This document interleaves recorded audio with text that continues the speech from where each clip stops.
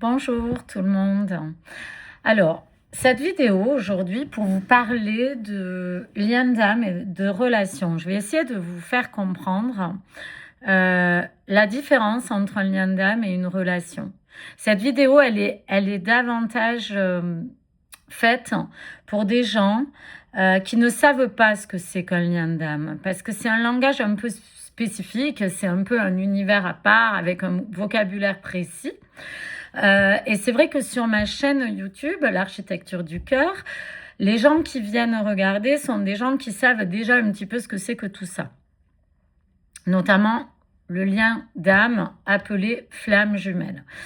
Là, ça s'adresse un petit peu à un public différent, à un public qui ne connaissent pas du tout ça. Donc, je vais essayer d'être le plus clair possible parce que c'est vrai que c'est pas évident. Le sujet est assez complexe et bourré de subtilités, bourré de paradoxes. Alors, c'est vrai que c'est pas évident. Donc, déjà, je me présente. Je suis thérapeute holistique.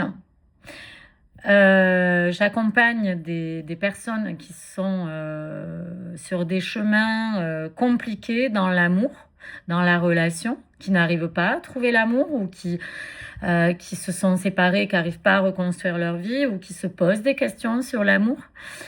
Voilà. Donc, je suis moi-même passée par là, j'ai envie de dire, assez jeune, assez rapidement.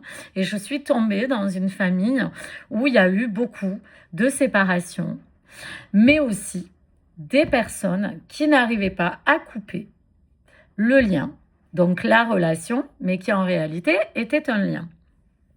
Bon, voilà, donc on va dire que j'ai un vécu là-dedans. J'ai été amenée à vivre différentes relations, différents liens d'âme, puisque ce sont deux choses différentes. Donc, je vais vous parler de ce que j'ai pu comprendre de tout ça, et ce que je comprends par rapport aux gens qui viennent vers moi. Alors, beaucoup de personnes vivent des relations très intenses, des attachements forts, des histoires compliquées ou incomprises par les autres ou même par eux-mêmes. Ces personnes sentent que c'est pas comme les autres, que c'est une relation pas comme les autres, mais elles n'ont pas les mots, elles n'ont ni les repères pour comprendre. Et donc, c'est l'objectif de ma vidéo, c'est d'essayer de mettre de la clarté. Qu'est-ce qu'une relation ? Une relation, c'est quelque chose de concret, qui se vit dans le quotidien, basé sur une communication, des actes, des choix, des engagements ou non, mais voilà, on est dans quelque chose où on observe ce que l'autre fait, comment il se comporte, comment il nous respecte. La relation, elle peut être saine, elle peut être toxique, elle peut être stable, elle peut être instable, et elle peut être profonde ou superficielle. Mais souvent, c'est quand même quelque chose, on va dire, de simple. On rencontre quelqu'un, on va vivre des choses, on va faire des choix, soit avoir un enfant, soit pas avoir un enfant. Mais on va dire que c'est la norme, on est avec des hauts et des bas, comme dans un couple, hein, avec des hauts et des bas, des moments où on se remet en question, etc. Mais ça reste la norme, ça reste non souffrant, non profond, on est dans quelque chose de simple, on part en vacances ensemble, on se reçoit entre amis, on a un enfant, on est d'accord sur des choses ou pas, on va travailler, on va se promener, je sais pas, enfin, je vous cite des exemples concrets, on va faire des repas de famille, des repas amicaux, etc. Voilà, ça c'est une relation.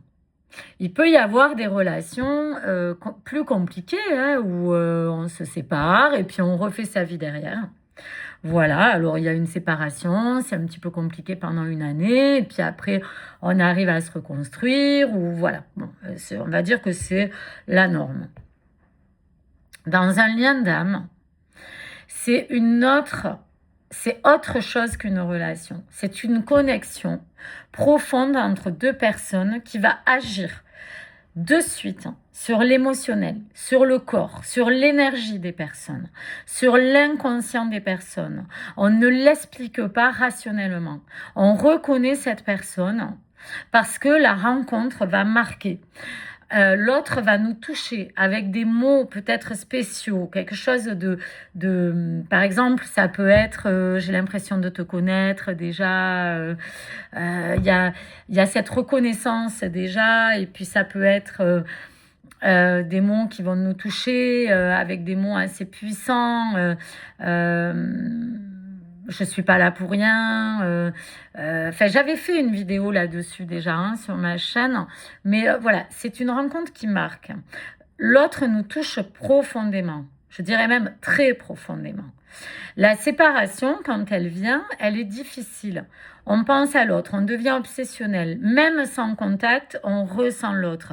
Et quand on est en contact avec l'autre, on le ressent d'emblée. Il peut y avoir des phénomènes dans le corps, énergétiques, physiques, des choses qui viennent complètement nous bouleverser, comme si on perdait les pédales, comme si on ne comprenait pas ce qui se passe.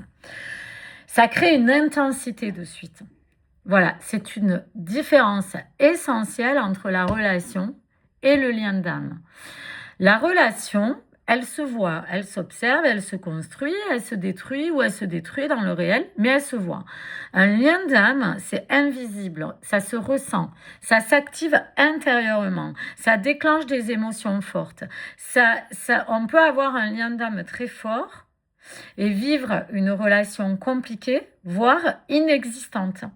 On a un lien avec quelqu'un, on ne sait pas pourquoi. Moi, j'ai eu des personnes, par exemple, dans mes consultants ou consultantes, ça, c'est des cas extrêmes, hein, mais qui ont eu un véritable coup de foudre. Alors, c'est même pas un coup de foudre, parce que ça peut s'appliquer sur une relation classique, mais on va dire la personne est attirée alors qu'elle ne connaît pas la personne, qu'elle a juste entendu sa voix ou qu'elle l'a juste vue sur une photo ou qu'elle l'a aperçue 3 secondes et tout à coup, il y a un amour démesuré pour cette personne.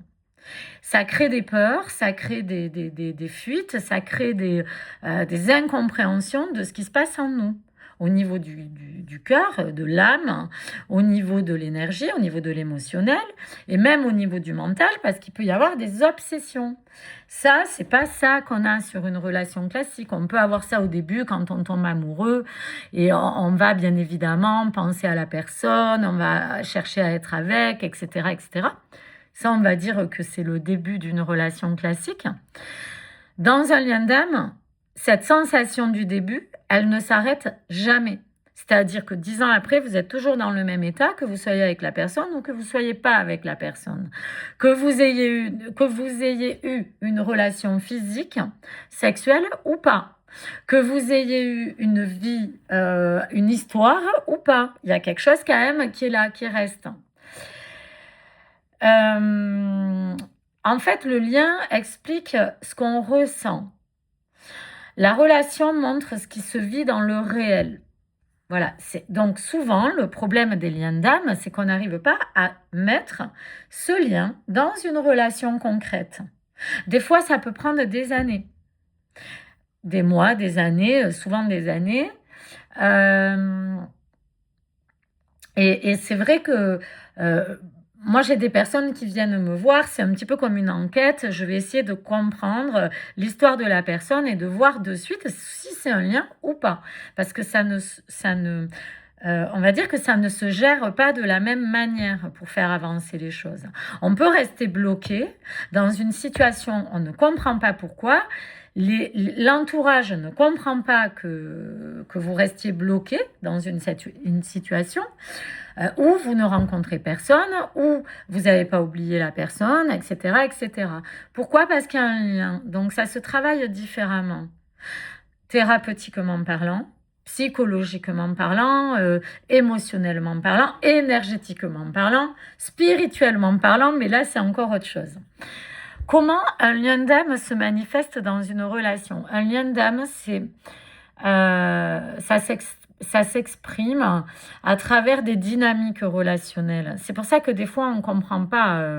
Ça peut ressembler à une relation classique, hein, des fois. Mais on va dire qu'il y a beaucoup d'attirance magnétique, mais qu'il y a aussi un rejet. Il peut y avoir des rapprochements, des fuites, des dépendances au milieu, parce que ça, la dépendance affective, on va dire que c'est un peu général. On est tous un peu dans des dépendances affectives, et parce qu'on est des êtres humains et que c'est normal, et on nous a en plus appris depuis de nombreuses années, depuis des siècles, à être dépendant de quelqu'un. Bon, il y a eu des choses qui ont bougé avec la révolution dans les années 70, la révolution mai 68, etc. Mais bon, il y a encore des choses qui bougent aujourd'hui. Dans un lien, on a du mal à couper, on a des émotions décuplées, ça active des schémas, des blessures chez chacun. La relation montre des niveaux de conscience et de maturité, alors que le lien, lui, il active des schémas complètement irrationnels, complètement illogiques, qui peuvent aussi être toxiques à des moments. Donc l'histoire du pervers narcissique, ça aussi, moi j'ai tendance à aller voir parce que des fois ça peut être ça, mais des fois ça peut être que vous êtes dans un lien. Et du coup, ça se travaille pas pareil. Le pervers narcissique, il fait peur. On vous pousse souvent à le fuir. Et ce que je peux comprendre, parce qu'il y a des situations particulièrement violentes et toxiques. Hein. Mais je pense qu'il y a un travail de discernement à avoir, comme une forme d'enquête. Parce que moi, ça m'est arrivé comment dire, de diagnostiquer, de voir un petit peu un lien chez des personnes qui n'étaient pas toxiques et qui étaient dans une situation toxique. Et en travaillant sur chacun, ben, ça sort ces deux personnes de la relation toxique. Ça règle pas tout, mais ça les sort déjà de ça. De cette idée que c'est toxique et que c'est malsain, même s'il y en a pour qui c'est le cas, il y a un travail de discernement et d'enquête à faire. Tous les liens, en fait, d'âme, il y a différents types de liens d'âme. Donc, il y a des liens qui n'ont pas la même fonction, ni la même intensité, ni le même objectif. Il y a des gens, par exemple, qui seront amenés à rencontrer une âme sœur dans leur vie et peut-être qu'ils vont rester toute leur vie avec cette âme sœur. Voilà. Et ça, je vous le souhaite, parce que ça peut être doux, rassurant, sécurisant. Mais si on est amené à rencontrer d'autres liens d'âme, c'est des noms, hein, je vais vous donner des noms. Ça reste des étiquettes, mais c'est pour expliquer la différence des liens d'âme. Parce que c'est assez complexe. Et puis quand on n'est pas là-dedans, c'est compliqué à comprendre. L'âme sœur, ça peut être doux, rassurant, soutenant, réparant, guérissant. Ça peut venir guérir, etc. Ça peut être dans votre vie, toute votre vie. Si vous êtes amené à vivre avec une âme sœur. C'est ce dont on parle dans les films, mais dans les films, on va dire qu'ils ont un peu simplifié. Voilà, quand ils parlent d'âme sœur. En réalité, si vous avez, par exemple, d'autres liens derrière, ce qu'on appelle des liens karmiques, ou des liens âmes jumelles, ou des liens flammes jumelles, ce sont juste des noms hein, pour le moment. J'essaie de vous expliquer au mieux.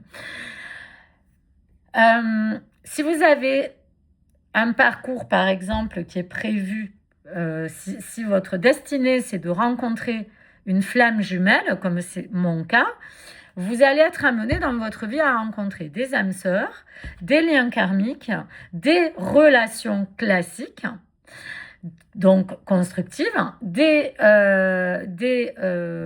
âmes jumelles. Voilà, vous allez rencontrer tout type de liens, ce qui a été mon cas. Avant, je ne savais pas tout ça. Donc, je vivais ce que j'avais à vivre jusqu'à ce que je me retrouve dans un parcours assez compliqué, assez ardu, qui a duré assez longtemps. Enfin, voilà. Et du coup, ça me permet de savoir aujourd'hui qu'est-ce que c'est les liens et comment on peut gérer tout ça. Donc l'âme sœur, c'est assez doux. En principe, on se comprend. Il y a la connexion intense. On sait que c'est pas rien. On sait que c'est pas une relation comme une autre. Mais c'est quand même quelque chose de assez facile à vivre. Mais souvent, s'il y a d'autres rencontres d'âmes derrière, prévues, c'est éphémère.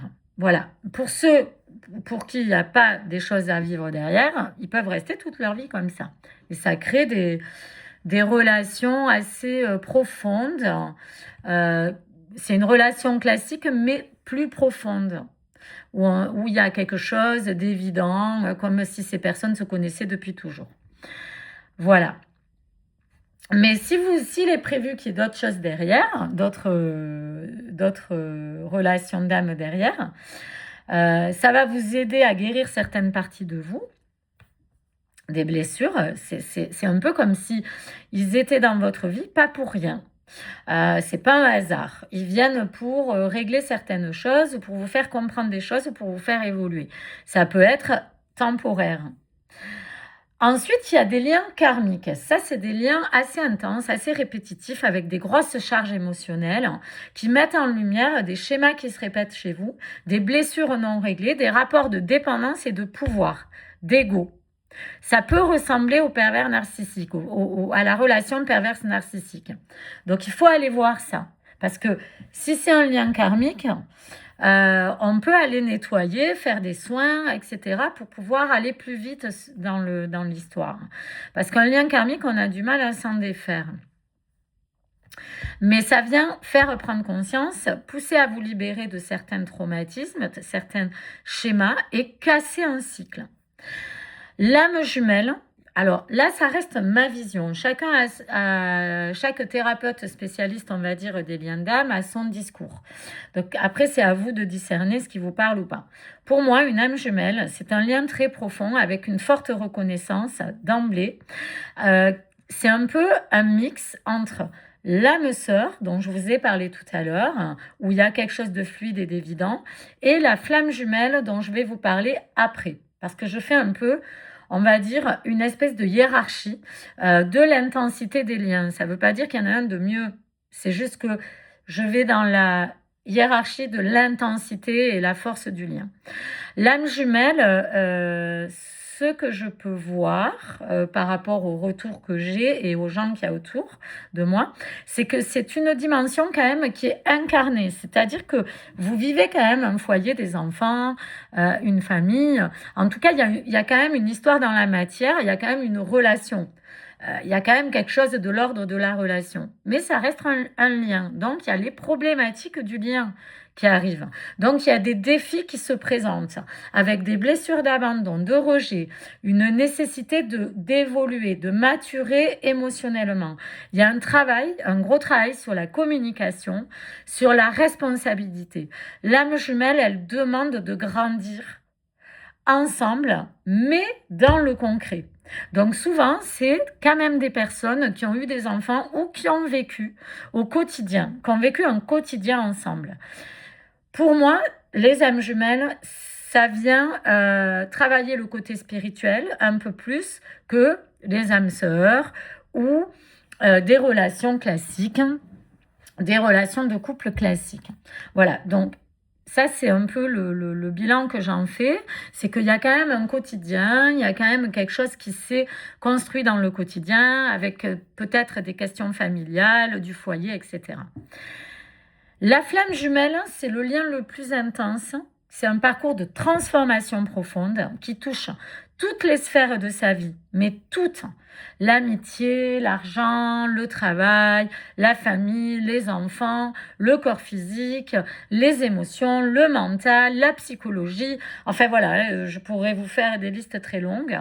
Et c'est souvent des personnes qui ont une dimension très spirituelle, voire ésotérique, et qui cherchent à comprendre le sens de la vie, de la société, de l'humanité.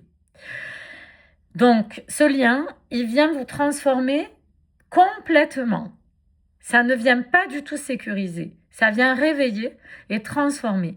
Et souvent, soit vous vivez ce phénomène à travers le lien, c'est-à-dire durant le chemin du lien, durant le temps où vous vivez ce lien, soit on vous prépare avant à rencontrer votre flamme jumelle et on vous prépare avec, quand je dis on, c'est la vie, l'univers, Dieu, ça dépend si vous êtes croyant. Voilà, on vous prépare à cette rencontre avec votre flamme jumelle et donc avant, vous avez rencontré des âmes jumelles, des âmes sœurs et des relations classiques. J'en ai même qui rencontrent tout ça en même temps, ce qui n'est pas simple. Voilà, donc Mettre une étiquette, c'est compliqué, ça suffit pas. Le plus important reste comment je me sens dans cette relation. Est-ce que je me respecte? Est-ce que je grandis? Est-ce que je m'épuise? Un lien d'âme vient éclairer qui vous êtes. Une relation, elle se choisit. Dans les liens, souvent, on ne choisit pas, on subit, on ne sait pas pourquoi, on ne comprend pas. Alors après, si vous arrivez à choisir votre lien d'âme et que vous arrivez à construire quelque chose, parce que moi, j'y crois à ça. Je pense qu'on peut passer le lien à l'état de relation. Mais ça prend du temps et ça demande un travail en conscience et ça se fait avec le temps. Voilà. Donc, je ferai peut-être une vidéo là-dessus, sur le fait de passer du lien à la relation. Mais j'en suis pas encore là et j'attends d'avoir d'autres éléments pour parler de ça. Voilà, j'espère que je vous aurai éclairé et que cette vidéo servira. Je vous souhaite une belle fin de journée parce que là, je suis en fin de journée et je vous dis peut-être à bientôt. Et puis, si vous voulez des informations sur le lien flamme jumelle notamment, j'en parle beaucoup sur ma chaîne, l'architecture du cœur, sur YouTube. Voilà, je vous souhaite une très belle fin de journée.